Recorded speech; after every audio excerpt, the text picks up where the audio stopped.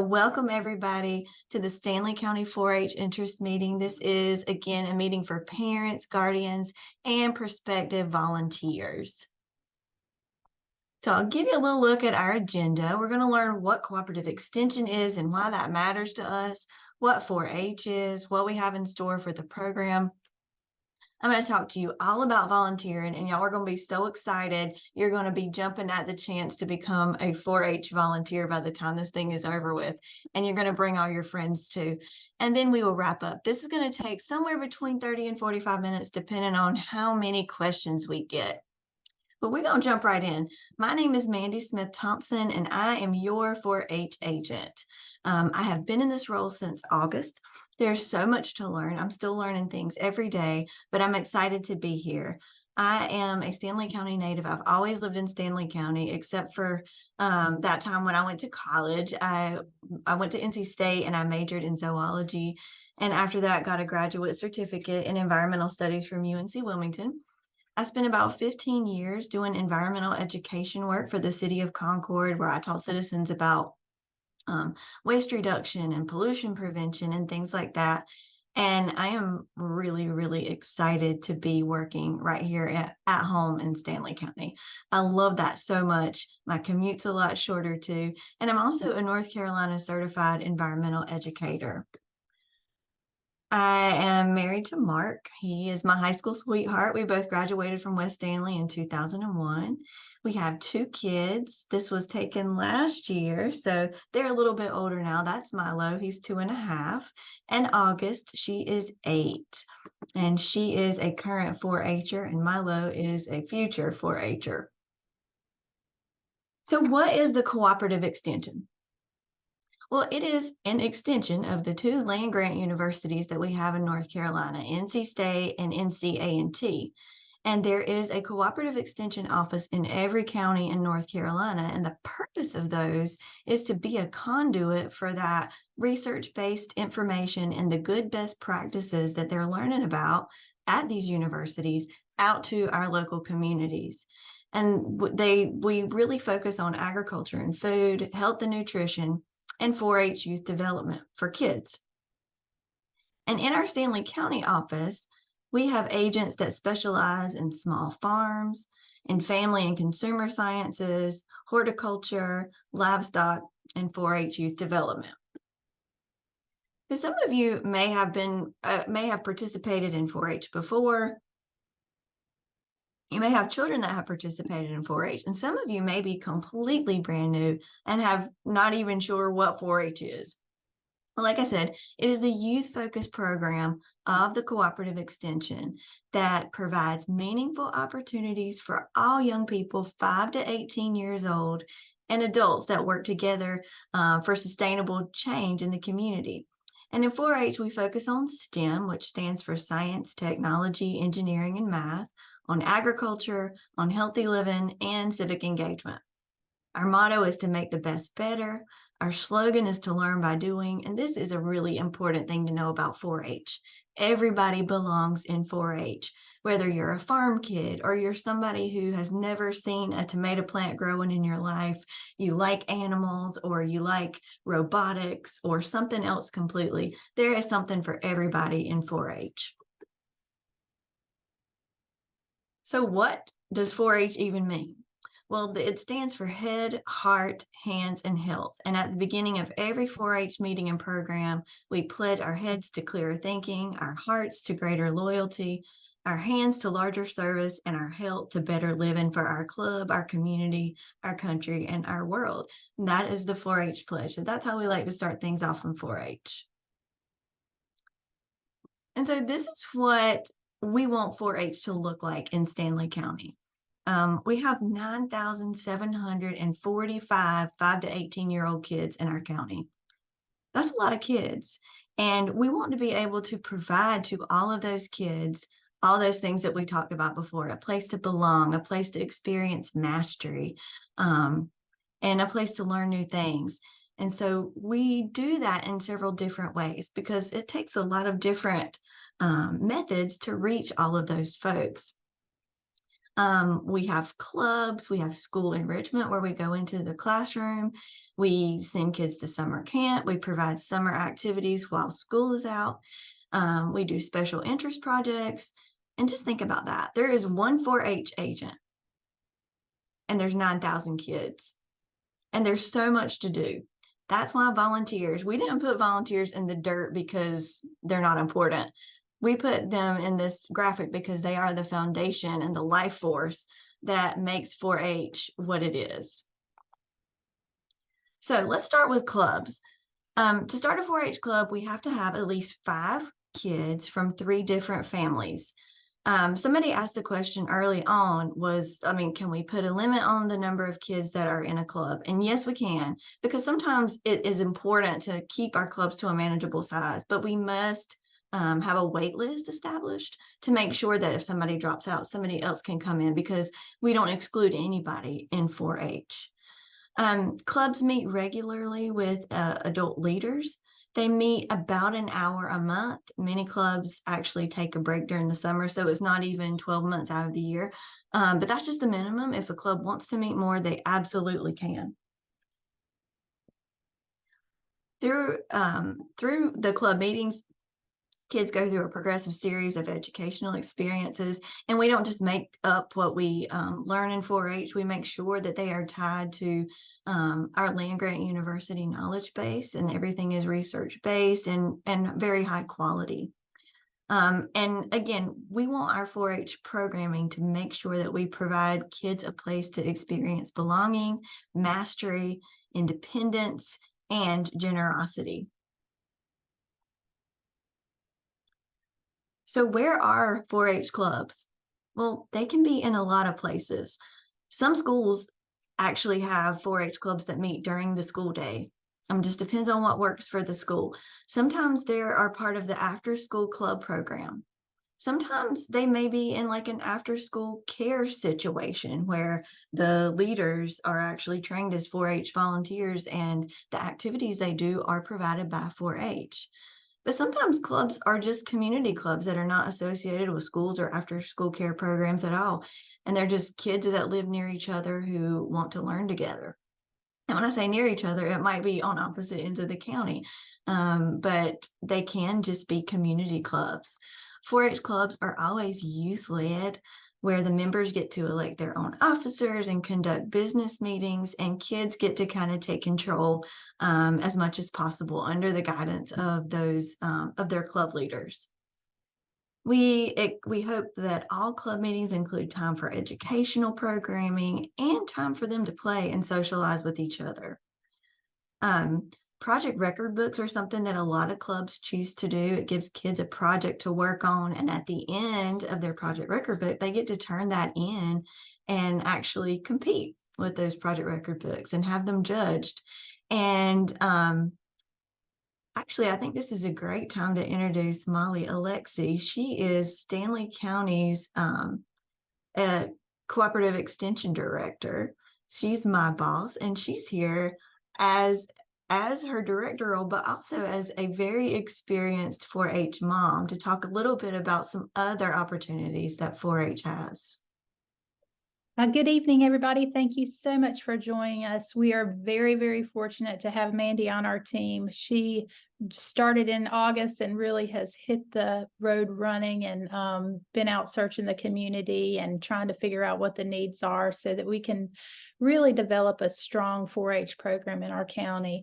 I love 4-H. I have been passionate about 4-H since I started with Extension 20 years ago. My daughter, Sarah Alexi, she grew up in 4-H. She will tell you her 4-H leader, is her second mom. She graduates from ECU in December and still calls her 4-H agent, Chrissy Haynes, to review resumes, to give her letters of recommendations, just give her advice. Our 4-H leaders and our 4-H volunteers They make such a strong connection with our kids. It's an invaluable role an important role that you will play in our children's lives. Everybody knows that, parents, especially, play an important role, but when you have somebody else in your life as a young person that you can depend on and you can bounce ideas on, and they can give you good advice, and it's trusted advice, it really does make a difference in our young people's lives. Some of the things that Sarah was involved in, she started out as a 3-year-old, because that's how old she was when I started. But we started in Stanley County, and she came to some of the club meetings as a new, I guess, junior Cloverbud mascot. Her older brother, he's 3 years older, so he got to start a little bit before her, but we brought her along. She started off in a sewing club and learned like the basics of sewing, and did her first presentation at 5 years old. It was just a short little 4 or 5 minute presentation in the county office, and I think we did her family tree, and I think we put a little joke in there that she didn't get, and ended up she cried because everybody laughed at it. I was like, everybody was laughing because it was funny. But from then on, she would do her county presentations, and once you can go to district presentations, and then from there you can compete at the state, and it can be any topic that the kids want to learn about. The main thing is we want to get the kids used to talking in front of people, used to, getting their ideas around something that they're interested in, and getting up in front of people and talking. I think presentations, 4-H presentations, is probably one of the most important things in my view that 4-H teaches, because everybody knows how hard it is to get up in front of people and talk, but it is so valuable throughout her whole life.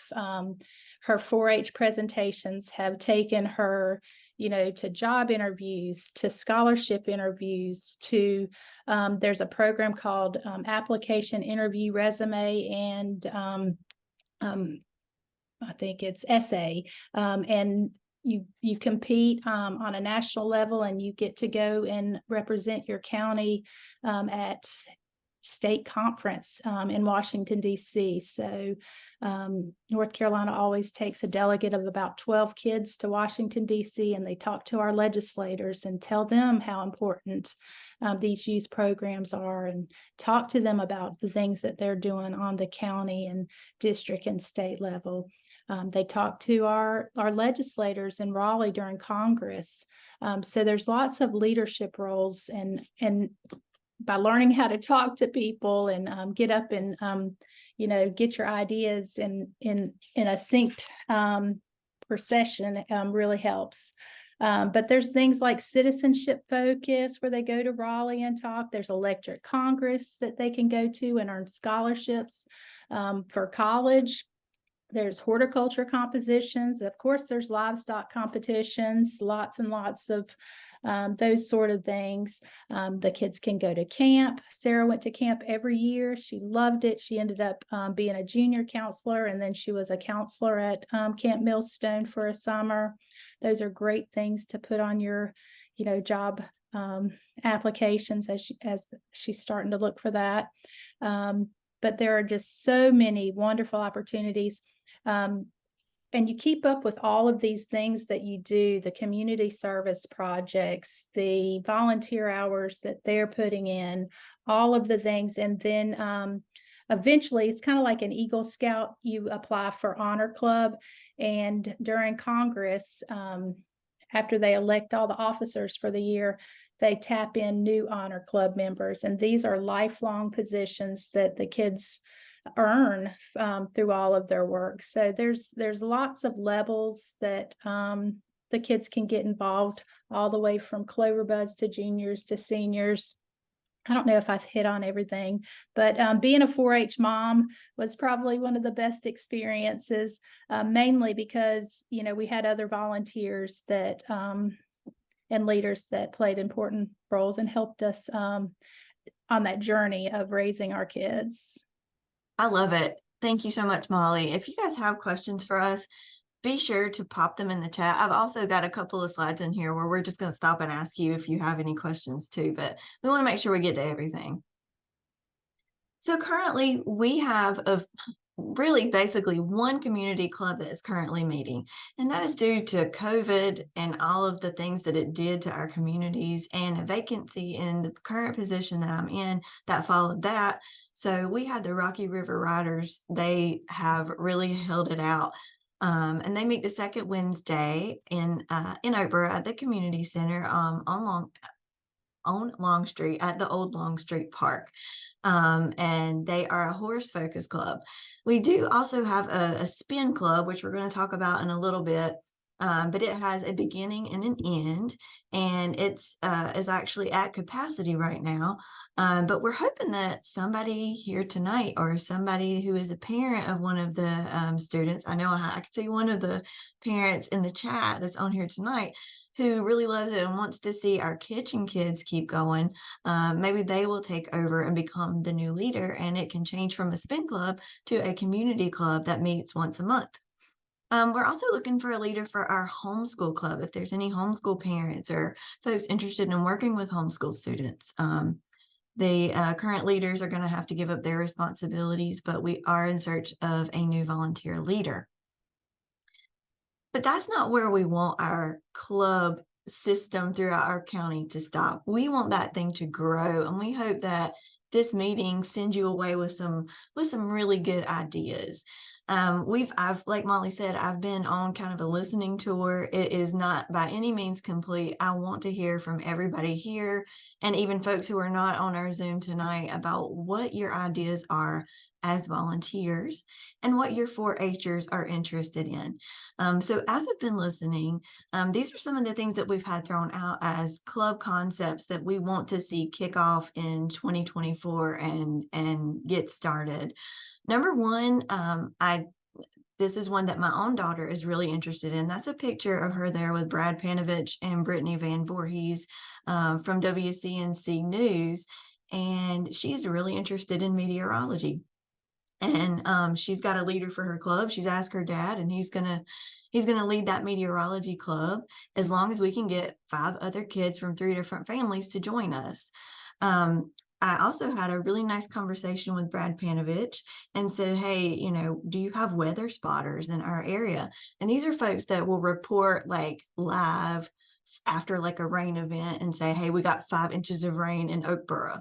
And he's like, we don't really have a whole lot in Stanley County, but I would love to train some teenagers to become weather spotters. So we're really hoping to get like a teen meteorology club going too.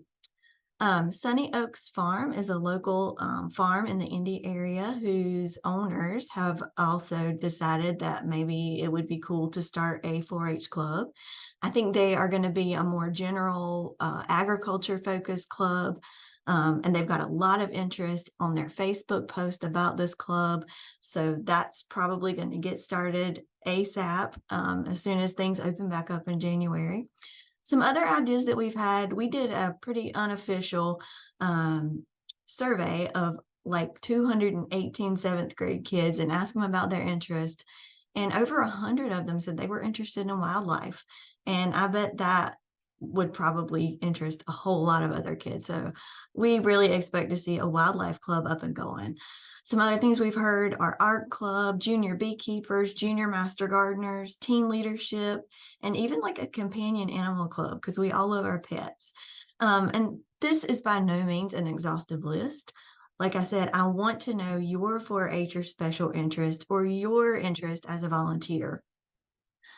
So please put those into the chat, send me an email. We want to hear from you. Oh, yeah. So I set this thing up. I've never done one of these before, but if you would like to share your interest with me now, or the interest of your 4-H or your prospective 4-H'er, You can use the QR code on your screen, or you can go to menti.com and enter 628324, and you can answer our question. So if you guys want to do that, I'll give you a few minutes to pop your answers in. Once you go to menti.com and enter 628324, it will prompt you to put in 3 ideas that you have for a 4-H club. And then we should be able to see everybody's answers populate on the screen.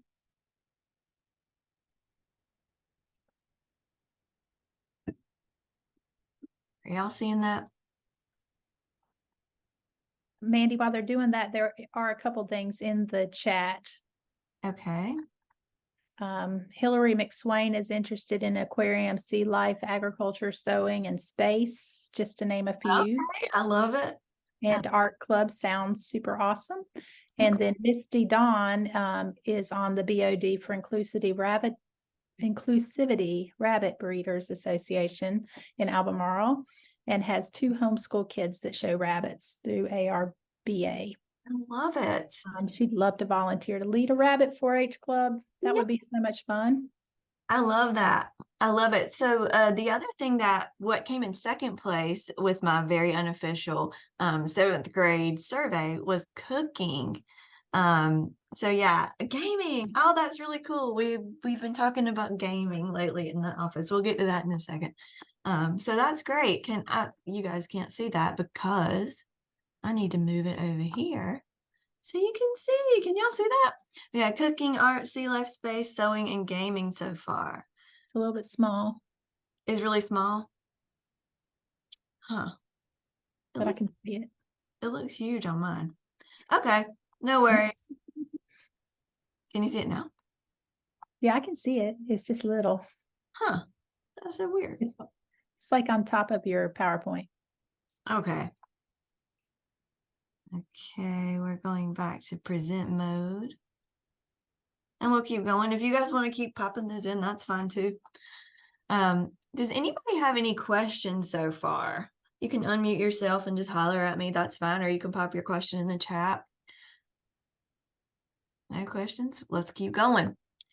All right, so this is something that's really important for 4-H volunteers and parents to know about. It's 4honline.com, lovingly referred to as 4-H Online.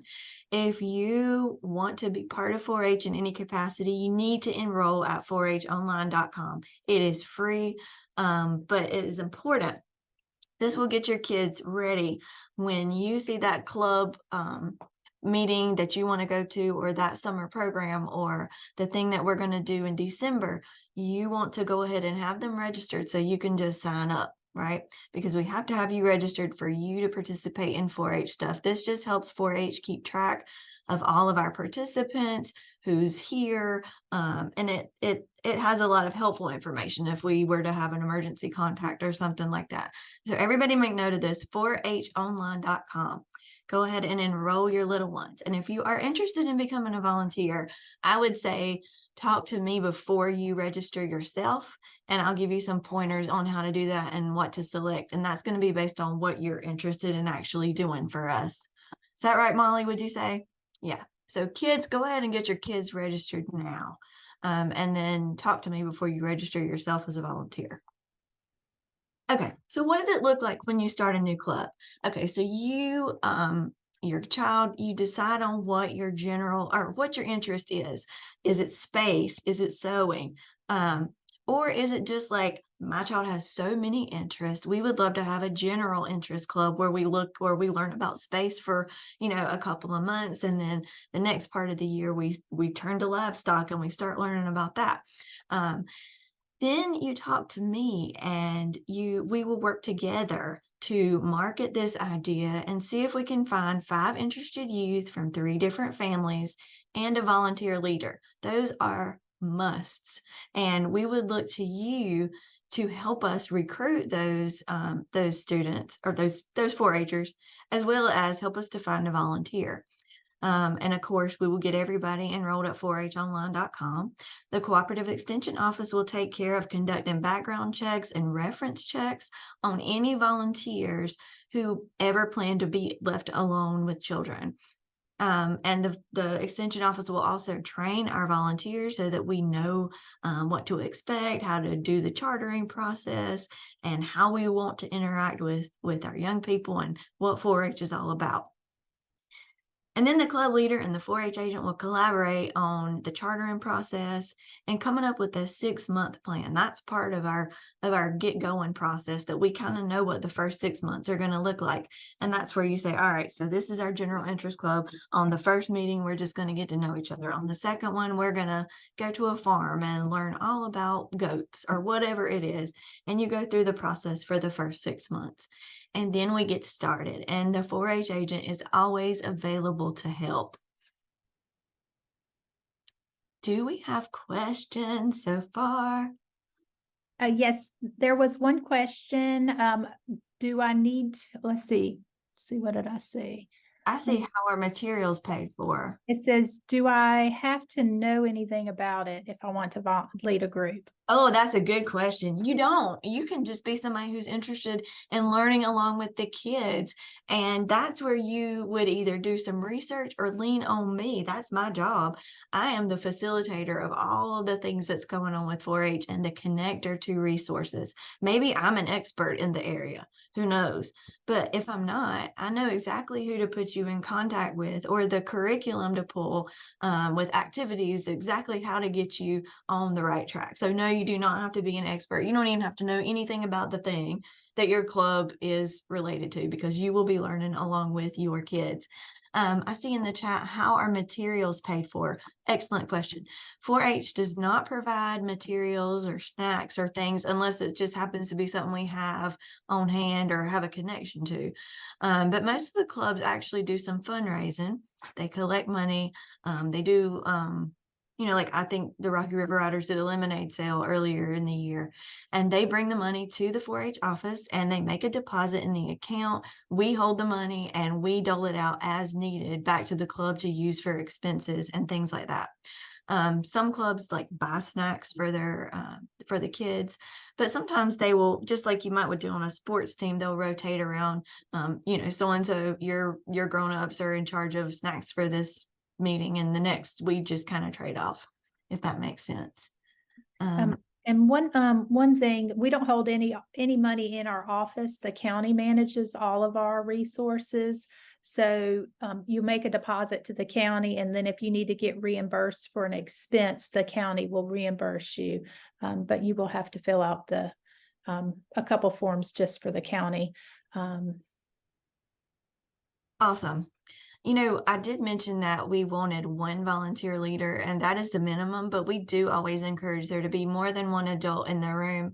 I know I think Hillary can attest to this, as her daughter is part of the cooking club. It's always good to have extra hands. Always good. And we do a lot of fundraisers on the county level. So we have tons of curriculum in our office. We have tons of materials for different project record books and things like that.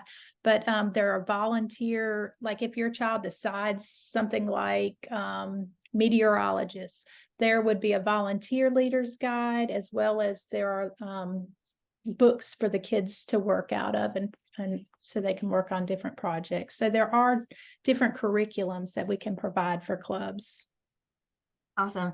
And you guys, if you're interested, or your child is interested in any of the club concepts that we threw out earlier, or if you have something completely different, please make sure you send me an email. I'm going to have my contact information at the end of this, or give me a call, because I want to talk it through. And as soon as I get 5 kids, then I know that this club is a go for 2024. Okay, I mentioned a special interest club. It's only different from a traditional club in that it has a beginning and an end. It is usually focused on a specific topic, and it has at least 6 hours of subject matter. You might meet for 3 hours 2 different days and the spin club is over. Or like our current Kids in the Kitchen club, it meets for 1 hour a week for 6 weeks, and then it's over, unless somebody wants to pick it up and keep it going. Okay, that's a spin club. And like I said, it's the first 2 letters of the word special interest. That's where spin comes from. School enrichment, real quickly, we'll touch on this, especially if we have any educators in the room. This is 4-H in the classroom. This is 4-H providing curricula that is, of course, research-based, tied to those land-grant universities, and, attached to the North Carolina and national K-12 standards. This educational opportunity is either conducted by a teacher, a 4-H agent, or a 4-H volunteer. The training and the materials are provided by the 4-H agent in this regard. The reason there's a picture of a butterfly and a little baby bird, which happens to be a quail, is because these are two of the things that are commonly done through school enrichment. There's a program where the students raise and release painted lady butterflies and hatch little quail eggs as part of an embryology project. Okay, summer enrichment, these are educational day camps that are high quality, that are offered during the summer while school is out. We don't know exactly what's going to happen this summer yet, but we have some ideas that are all kicking around up here, and you will hear more about that as the year goes on. Summer camp. Summer camp. I'm so excited. I've been thinking about summer camp a lot over the past couple days. Stanley County 4-H, there's actually a few 4-H camps around the state, but the one that we go to in Stanley County is Camp Millstone, and it is out in Ellerby. The dates for 2024 summer camp are below. For the 4-H camp itself, it's June 23rd through the 28th. And then we have a special camp for those that are younger. 5 to 7-year-olds go to Clover Bud Camp. And Clover Bud is the term that we use for 5 to 7-year-olds in 4-H. This is important to note about 4-H age as you are thinking through enrolling your children. 4-H considers your child the age that they are on January 1st of that year, the age they are for the year. So if your child turned 5 years old in May, they are still considered a 4-year-old for 4-H age, and they will need to wait until the next calendar year to enroll in 4-H. Am I right about that, Molly? Yes. Okay. And so you are 5 to 7, you're a Clover Bud, and you'll go to camp June 30th through July the 2nd. Now, we have listed what it costs for the whole time at camp, but we want you to know as parents, we do fundraising throughout the year to offset the cost for our 4-Hers. And what we do is all the money that we raise, we divide that evenly among the kids that are wanting to go to camp. So we're hoping to cut those numbers in half, hopefully, especially that upper number. One of the things that we do, and we ask for your help in getting the word out about these fundraisers. They're so important. There's one going on right now. It's now until November the 16th. We're taking orders and selling Christmas trees and Christmas wreaths and handmade bows. Lisa in our office actually literally makes these bows by hand, and they're beautiful. So that's now to November 16th. There's more information available about the Christmas tree sale on our website and on our social media pages. We are also planning a native plant sale for the spring. If you don't know what native plants are, I'm not going to tell you right now because I will talk way too much about them. I love them. They're really good for the environment. They're really good for nature. I'm going to stop now. That can be a whole different presentation. But look for that coming up in the spring. We're taking donations directly for Sponsor a Kid. So that's just, hey, I've got an extra $50 and I want to contribute this to the 4-H fund. I'm going to help a kid go to camp. You can write us a check. It's tax deductible, and we will put 100% of that to reducing the cost for camp. And like I said, please, please, please help us spread the word. Also, when you go to Tractor Supply, and this has already happened, but it usually happens in October every year.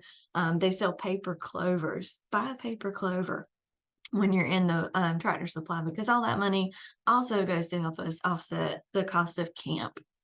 So any questions, just keep on popping them in the chat and we'll just keep going. Okay, here we are at volunteers. This is so, so, so important. Molly's already talked about how important those relationships are with caring and trustworthy adults, and how they can actually change the life of a kid. And like I've already said before, the 4-H agent is a facilitator for all this programming going on across the county, trying to figure out how we're going to serve 9,000 kids and how we're going to dole out the resources and, making partnerships and having meetings and plans and training all our volunteers. That's the role of the 4-H agent. The 4-H agent would burn theirself out trying to do all of the programming and lead every single club. So that's not how this works. We need volunteers to make this beautiful, robust program possible. And volunteers, they make it what it is, and you get out of your 4-H program in your county what you put into it. So what does it look like to be a volunteer? Well, there's all kinds of different things you could do. Maybe you want to work directly with kids and you want to learn with them how to sew, but maybe you are just like wanting to hang out and kind of be a helper and mentor those kids. Maybe you don't want to work with kids at all, but you love what we're doing and you just want to be the one that'll go and pick up the pizza and deliver it to our, holiday hangout that's coming up in December. Or maybe you want to stuff treat bags or something behind the scenes. Or perhaps you would like to serve on an advisory board that would meet 2 to 4 times a year and just help us figure out the best direction for our program. And like I've said before, anybody who provides care, custody, and control for kids or is left alone with kids is background checked and trained. So let's get a little bit more into detail about what the role is of a volunteer. A club leader is going to spend somewhere 5 to 10 hours a month. That includes the planning time. You're going to be the one who coordinates the club's educational programs and community service projects, helps them conduct fundraising as needed, helps guide them through the process of a business meeting, and, helps them figure out how to go about the business of their club. But, they are going to take some ownership in this too. And the club is going to meet 1 to 2 times a month, depending on how they set things up, at least once a month. So that's a 5 to 10 hour deal each month. Maybe you just want to be a project leader. Maybe you're just really good at sewing and you want to spend 6 hours teaching kids how to sew. And that time commitment is going to vary as needed. The next one I talked about is the more behind the scenes stuff. Maybe you just don't have the time to become a full-fledged club leader. But maybe you have, an hour a month available that you would like to do something, stuff envelopes. I don't know. But I'm sure the jobs will continue to show up as our program grows and grows. And the other thing I talked about was the advisory council. That's going to be 2 to 4 meetings a year with a 3-year rotation. And we have to be careful to make sure that we represent the whole community in that way. So some will definitely be a 4-H parent. We'll also have a representative from the school system and probably a business leader in different areas. So we make sure we can't have 30 parents on our advisory committee, although we do want to hear from everybody. Anyway, I think you guys get what I'm saying on that, but that's 2 to 4 meetings a year. Hey, look, we made it to the last slide, everybody. We want you to connect with us. We want you to call us up if you have questions, for any of our programs through the Cooperative Extension, but especially we want to hear from you about 4-H. You can call us anytime. There's my email address. You can go to our website. Our office is located at the Stanley County Acro Civic Center. We're tickled to death to have had you guys with us